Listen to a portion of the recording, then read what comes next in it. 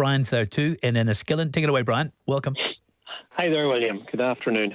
William, we talked about freedom of speech on your programme last week, so I'm not going to attempt to insult the genuine cases, but the overdiagnosis, I think the elephant in the room, and no professional will do what I'm about to say, which is we haven't touched on research that was done in India with their population where disabilities are very high, which was what they referred to as close contact breeding, right? In other words, there are people that just unfortunately have a child with a disability. There are other people that are getting together. We hear it on the radio. Nolan show the last few days is a prime example, where we have a mother of 3 and 4, one autistic child, goes on to have more, single parents, new dads on the scene. There's a mixture of generics happening in Northern Ireland, William, and I see it in my local town, quite honestly. So I'm struggling to understand what you're getting at here. I'm trying to be polite to those that are genuine cases, to those that basically are.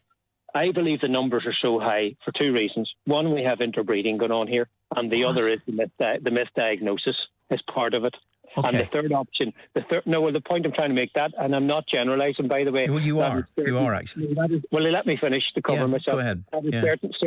Certain sections of the community. This isn't just myself, by the way. This is what I hear from clients as well. We have grave concern about in our local neighbourhood people that like third and fourth relationship. The next thing a child is labelled, and you say to yourself, that kind of gene pool, William, is part of society that we're dealing with, and none of that is to insult anybody genuinely that has taken the time to, you meet somebody, this, that and the other, you stay with them, whatever, and you have the misfortune to have a child in that situation. But there is an elephant in the room, and I have touched on it. I'm trying to be diplomatic. The other thing I would say, I don't agree with the solicitor that our schools are poor here. Our schools are doing an excellent job, and there is more resources needed, but I would like, if it's 1 in 5, I want the child of the number one. I want the one of those children to get the help required. We have to re-educate people, William, here. All right, Brian. And in community relationships is the politest way to say it. Brian, thank you very much. Francis, give us a medical response to that, would you?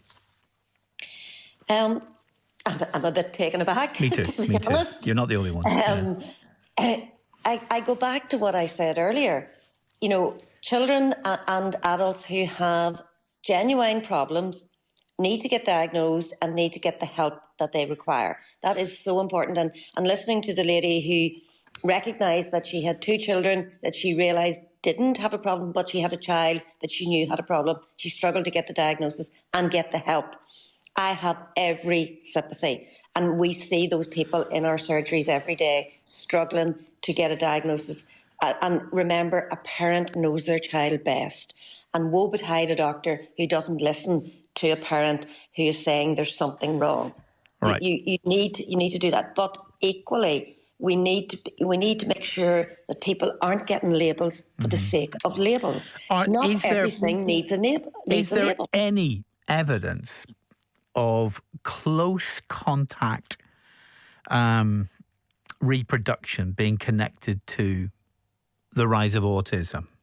Emma, I'm not aware of anything, Emma. Yes, so I feel I need to come in here with some facts. Please do. I'm slightly concerned by the last caller. Right, autism springs from a complex interplay of factors that affect brain development and function. That's a fact.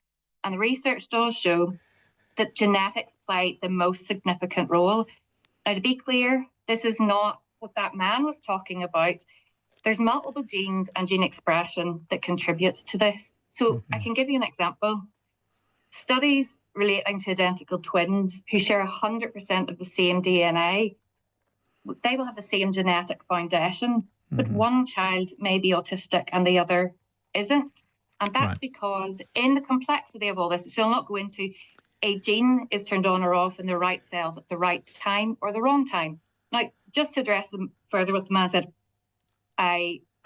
my professional background is a solicitor, but I am the independent autism reviewer for Northern Ireland.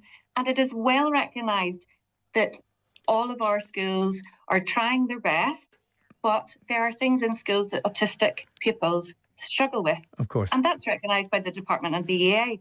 Now, to further go on in terms of the reasons, there are a range of reasons for increased diagnosis. Now, some of which are not commonly mentioned, but are very factual. We do have better awareness. We do have better recognition. We do have evolving diagnostic criteria. Yeah, we have all of that in the UK generally, but it doesn't explain the Northern Ireland situation. And we have improved research, and we have accurate. All of that's true across the whole UK. Yes, and also we have to recognise as well, this is something people don't talk about, we have a higher survival rate of preterm infants, which with increased rates of survival in preterm babies, there are increased rates of disability. That's true across all of the UK as well. Yeah, but as I say, part of this goes back to the culture in Northern Ireland, which, quite frankly, the man before demonstrated very well, that the lack of understanding. Oh, yeah. Look, Emma, I get it. I probably spent too much time responding to it, in fact, but I get it. Look, there are myths out there that vaccines cause autism. Nonsense, stuff and nonsense. There are myths out there that parents cause autism. There's lots of studies. This is nonsense. These are myths. Or the idea that autism is solely a product of, the environment or solely your genetic background. All of these things have been studied. They've been discounted, right? So we know that autism is complex.